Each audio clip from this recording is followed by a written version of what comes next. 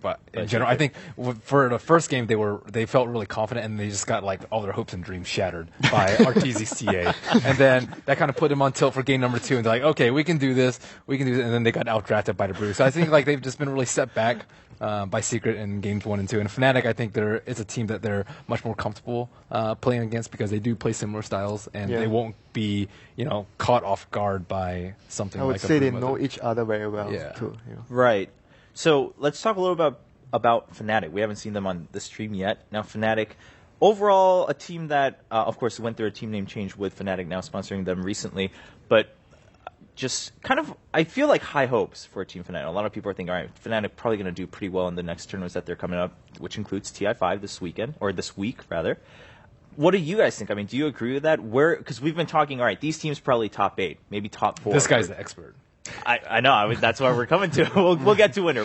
But, some we're saying Secret probably top 4 for sure, maybe even top 2. But then other teams, they have a shot at top 8.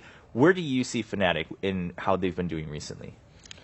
I think recently the main thing they had was transitioning their roles, because they initially started with Kerchi as their mid player, and the supports were Mushi and Johnny, and they sort of, I think 2 months ago or 1.5 months ago, they swapped the roles back to Mushi mid, because I think the main reason was like Kerchi, like their youngest player, he was like somewhat inexperienced in certain situations, and having to fill big shoes with Mushi as your teammate. So I guess that sort of affected him a little, and they felt that it would be better for the team to play Mushi mid and compared to Mushi as a support. So I think that alone has a huge implication in this event, because they only played with this role for 2 months.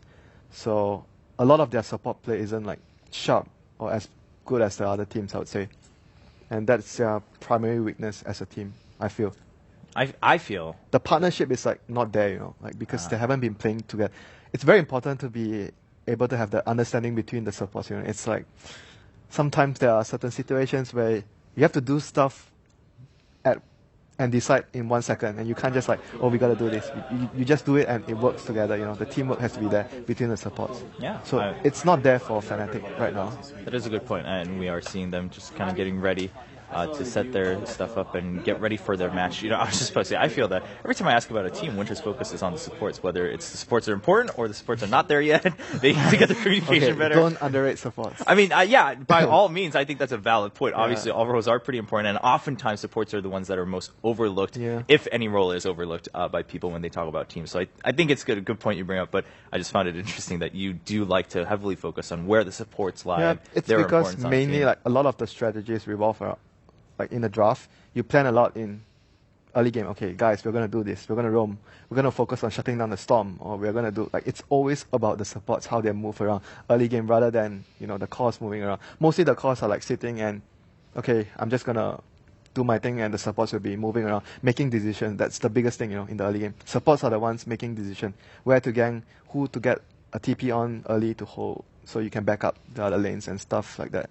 So I feel supports are really important in the first 15 minutes. I mean, not to say they are not important later, but no, right, but they play their importance really shines. Yeah, they play a really huge role in the first 15 minutes. Well, how do you think their two supports compare to Faith and Chuan, who I would definitely say are more experienced? Yeah, definitely Chuan and Faith are more experienced. But I want to say that Johnny and Kerchi, even though they don't have much time playing support together, but at certain moments in the game, sometimes they show brilliance, like in between, separating farm between the two players. Like they have very good farm between the both of them. And when we talk about IG before, sometimes I think we discussed this about Faith. Sometimes he has too little farm, Right. Like he doesn't get enough for his hero to do his job. But whereas what I find in Johnny and Kerchi, they like to split farm like evenly sometimes. But depending on what Kerchi gets, like sometimes if he gets a Visage or a Lashrock as a support or Lina, he gets more priority. But mostly they balance it out better, I'd say, compared to IG, which Chuan usually gets most of the farm. Yeah, so I mean, Fnatic basically not really choosing anyone as a sacrifice in that farm. They always like to have it balanced if they can help it. Yeah. Unless it's obviously something like no biasness. No bias. Oh, well, that's nice. Yeah, what a nice team. I would want to play on that team. No bias. Everyone gets equal farm. It's a place I would want to play. Equal opportunity farmers. Equal opportunity farmers. I don't know if that's really the same meaning that we were having about Fnatic, but we can run with that. Fnatic, the equal opportunity farmers. Also not win game. You know what? That's true. Coming back to his name, I was telling you guys about. Oh yeah, I wanted to ask you. I thought about it when you first brought it up. Yeah. But yeah, do tell us, because you had a little bit of explanation Yeah, it's about a little Kachik. story about Kachik. His name actually means in our Malaysian native language, the first word is Kachik. It means small, and obviously the next one everyone knows Imba. It means imbalance. Right. So his name means small but imbalanced. I kind of have this idea that why he chose his name because he probably got bullied a lot because he's quite small.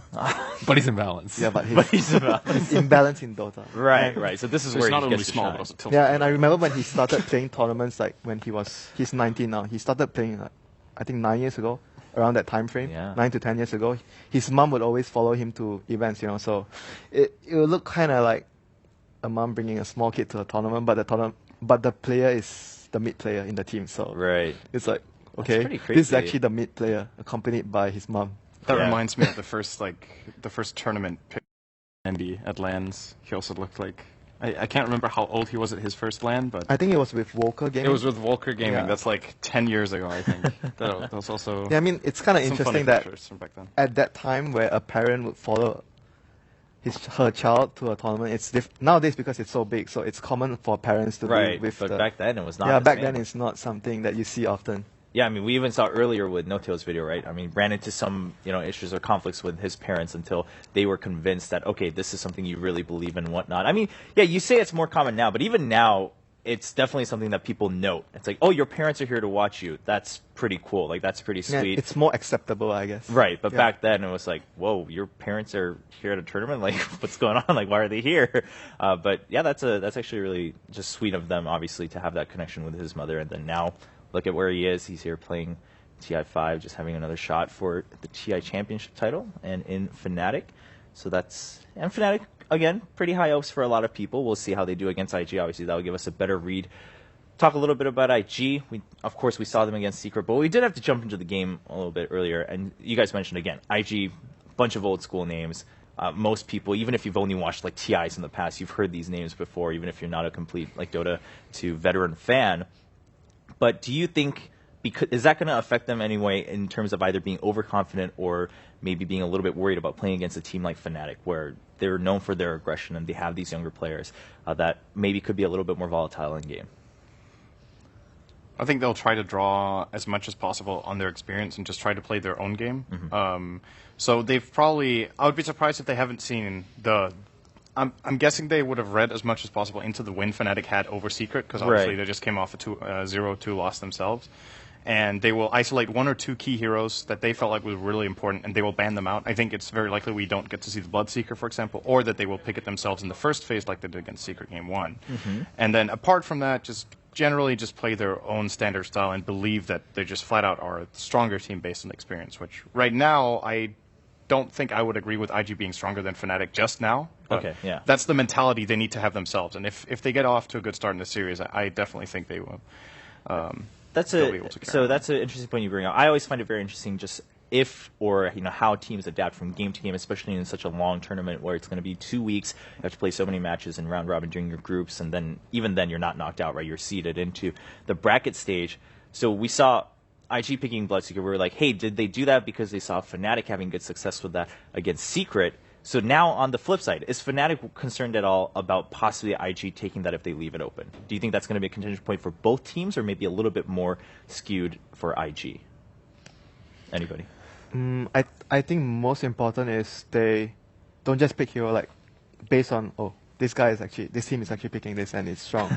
you pick based on what you feel is most comfortable and you feel that your team can play at the best. Like just look at how, for example, Secret is picking like the moment you look at the heroes, you don't have to see what team is playing this set of heroes. You know this team it's an identity. You can't just like copy paste someone's picks and bans and you just we can do the same thing, because most of the time it doesn't work because you have different mentality. Every team has their own mentality. Even though you might be playing the same lineup, but the approach will be different, so the result would obviously be different as well.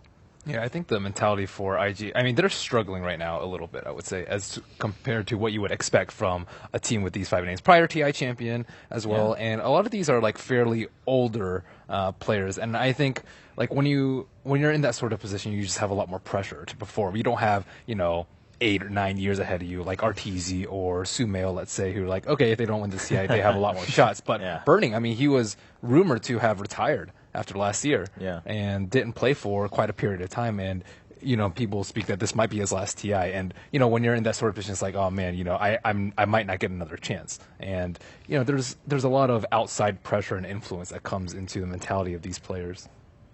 All right. Yeah. So, again, I mean, I like that you always bring that up, Winter, that it really depends on how you feel about your Yeah, I picks think and it's whatnot. very important to be confident on your own play style, your own believe in your own ability instead of just trying to go into a tournament. Okay, we'll just see what's good, and we'll just like blend into it instead of like sticking to your roots. Like we believe that this is our strongest play style or our strongest lineup. You have to have a lot of faith in yourself to be able to do well in this sort of event. That's a good point. Before we jump in, I mean, I was just getting a little curious off of that one. We've talked a little bit about heroes that we weren't perhaps expecting as much, like Ember, coming into TI5. Do you think there are any teams that definitely stand like really far away from the current meta in their color? Like their color is so distant from the meta, but that they should still believe in that. Is there any team that really stands out that way at TI5, or do you think still? I mean, obviously they're all top teams, so they've been keeping track of the meta. I mean, how does that balance work out? I think Cloud9 stands out for me as a team that maybe doesn't play like unusual playstyles, but certainly unusual picks now and then. And I don't know, I find them one of the more unpredictable teams, just like all around, except that their games will go past an hour.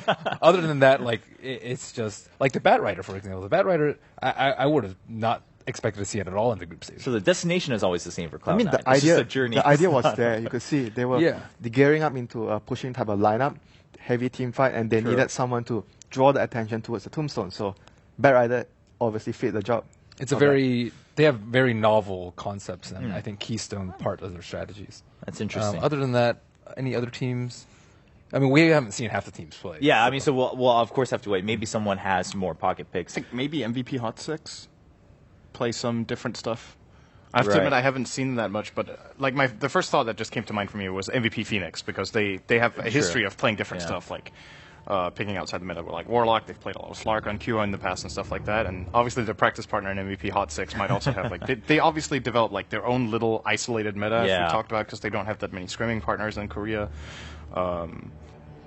But overall, I'm not sure. all right. Yeah. I mean, when are you really outside the meta? Is the question. True. It's Yeah, difficult you do have to draw define, the line so. somewhere. So maybe we'll talk about that more if it comes up as we look at future matches. But we are now into the draft of Game 1 between IG and Fnatic. And the first ban's not too surprising. Yeah. Just We yet. see a common ban already every time the team that's on Dire. They're taking out Shadowfiend every time. No we one wants to mentioned- give away Shadowfiend. If you can play it on Radiant, any team, most of the team have a Shadowfiend player, so Right. they try not to give it away to the team on Radiant. Yeah, I don't even think it's worth trading for a Quap, let's say. Like, just the Radiant SF. He can actually win the matchup versus the Queen of Pain. I think if you get a left track in return, it's fine, but that's that's being ambitious. All right, and the Gyro also being knocked out by IG. Well, that opens up Tusk. Tusk is open, yeah, for the first pick. Quap has been banned out, so that's kind of the swap out there. Tusk certainly being banned out over Quap. There's Tusk, there's Undying. Yeah. Bounty Hunter. Yeah, basically most of the fighting heroes are available. Tusk will be the choice of weapon for IG. Don't you think Viper is going to be like... I feel like both of these teams pick Viper. Yeah, a decent because amount. they focus on lane dominance, so Viper is a hero that he's built to do that. Viper Dominate the lane. was Viper one of the 3 heroes that Fnatic used that was Wow. dominating in that game against Secret? I remember it Along was with picked. Gyro I don't remember Secret. which side. Okay.